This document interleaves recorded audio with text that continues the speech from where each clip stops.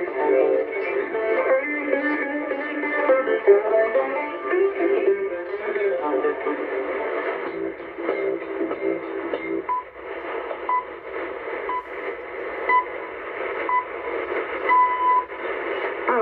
Pacific News, Malolele, Axioma Sivan Sarafang. A man associated with a political party in Tonga has been arrested after threatening to kill a political rival on social media. The 54-year-old with the Bonito party was described by police as a political activist. A police statement said an investigation has revealed substantial evidence linking the suspect to a serious crime. RNZ's Tonga correspondent Garfi Mahala says Tonga created laws around social media use about 3 to 4 years ago. Mr. Moala said he has never seen a case like this before. Two groups have been exposed for quite a while, and Makima has been accused of allegedly through programs on social media went on to threaten to kill the leader of the opposition movement. Tonga's police have reminded the public to be careful with interaction on social media. The Prime Minister of Tonga says progress in achieving gender equality in the region has been slow off the mark. In light of this, Pacific leaders have reaffirmed their commitment to tackling the issue through the revitalization of the Gender Equality Declaration. When questioned on how women will benefit at grassroots level, Government Yaesu said change needs to start from the top. The main thing is actually getting to the political level, and then we start looking at how it trickles down from there. But actually getting that political support, I think, is crucial. I know we have attempted it before, and this is basically re-energizing that attitude. France's new ambassador to the Pacific said her focus will be on peace and freedom for the region, but would not comment on independence of the French territories. Veronique Roger Lacan, who has spent just under 1 month in the position, says independence of French territories is a matter for France's Minister of the Interior, Gerard Darmanin, who is travelling to New Caledonia. Roger Lacan said her role is to encourage fruitful cooperation, even on divisive matters. One example is deep sea mining, something France is deeply opposed to, but the Cook Islands is exploring. But she said she acknowledges the Pacific Islands forum leaders' right to sovereignty and supports more dialogue on the issue. It's day 18 of talks to form the New Zealand government, and incoming Prime Minister Christopher Luxon says they're on the home stretch, although he can't say how long it is left to go. Mr. Luxon has confirmed National has agreed on policy with both ACT and New Zealand First, leaving portfolios and cabinet positions on the negotiating table. National Deputy Nicola Willis is confirmed to get finance, but all others, such as Deputy Prime Minister, are up in the air. About half of New Zealand's 150,000 registered nurses are not working in the profession.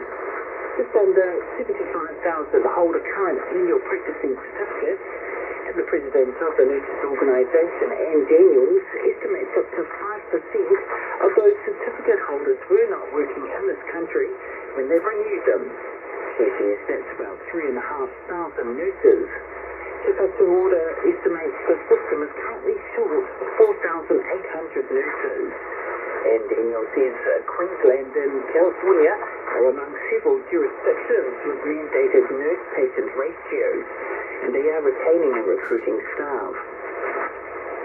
In world news, the Hamas-run health ministry says that at least 12 people have been killed in an Israeli attack on the Indonesian hospital in Gaza. Its director said tanks were operating close by with gunfire all around. The Indonesian foreign minister condemned the strike on the hospital as a clear violation of humanitarian law. From Jerusalem, the BBC's Yolande Now reports. The Hamas-controlled health ministry said that there are still hundreds of patients and doctors at at the hospital accused Israel of putting the hospital in what it calls the circle of death, of repeatedly targeting it in its operations. We've not had the Israeli military directly address what's happening at the hospital in the past few hours, although what it said in its latest statement is that it's continuing to target Hamas terrorists and what it calls terrorist infrastructure in the Gaza Strip. Premature Palestinian babies who were evacuated from Al-Shifa Hospital in Gaza City at the weekend have been transported out of Gaza. Reports say 16 of them are now in a hospital in Egypt. 31 babies were taken to Gaza in ambulances on Sunday. Gaza health officials say 8 of the original number of 39 babies have died.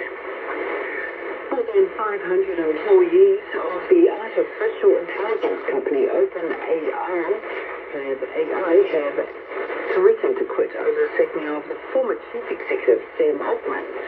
It elected 2 directors. They say the way he and his co-founder Greg Brockman were dismissed undermines the whole company. The BBC's Joanne McCallum has more details. It's calling for the board to basically dismiss its decision, reinstate Sam Altman. It says it can't work with people who have a lack of confidence and judgment and care for the company's core mission.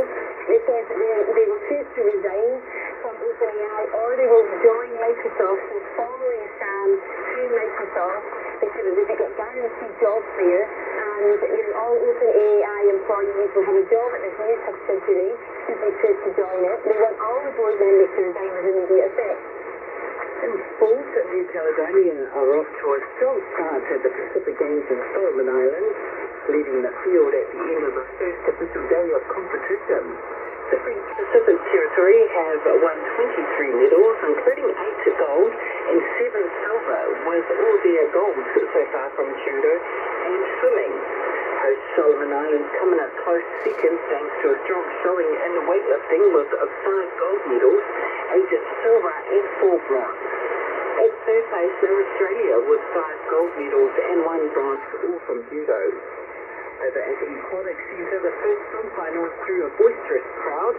Leaders were dominated by champions New Caledonian Tahiti, but was Olivia Borg, brought home her country's first gold medal at these games in the 100 metres butterfly. And the Cocaine's Wesley Roberts won the 400 metres men's freestyle. Today, archery gets underway while competition continues. For rugby league nines, swimming, weightlifting, table and lawn tennis, volleyball, judo and sailing. A number of Pacific Island Rugby League players have been nominated for the Men's and Women's 2023 International Rugby League Golden Boot Awards. Elias Torah reports. A panel comprising some of the most accomplished players in international rugby league will select the golden cap recipients for men and the women's IRL Golden Boot winner. Players who have been nominated include Florian Bula and Jay Kamikamina Fiji, Sua Fa'alongo of Samoa, Adil Sonwa-Blake of Tonga, and the Masters of the Kukari, plus Papua New Edwin Ipati, and Lachlan Lam. In the women's competition, the nominees from the Pacific Nations are Wolf of Uganda, Melinda Guatemala of Papua New Guinea, Aneta Claudia Uppsala of Samoa, and Tieta Felipe of Tonga. The IRL says the winners of the 2023 IRL Golden Boot Awards will be announced in early December. French Polynesians' iconic centre of Tihupo has been confirmed as the 2024 Olympic Games. Certain competitions are venued, but it will be set up in a lighter format. The Paris 2024 Organising Committee, a French High Commission in French Polynesia and the local government have acknowledged concerns raised by the local population over the potential environmental impact of a new aluminium judges tower.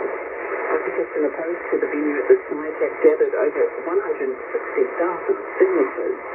After weeks of limbo, the committee said the initial 14-metre high aluminium tower would now be erected under new guidelines in a slightly downgraded version to minimise its environmental impact. That's your latest RNZ Pacific News. For more stories, go to rnzi.com.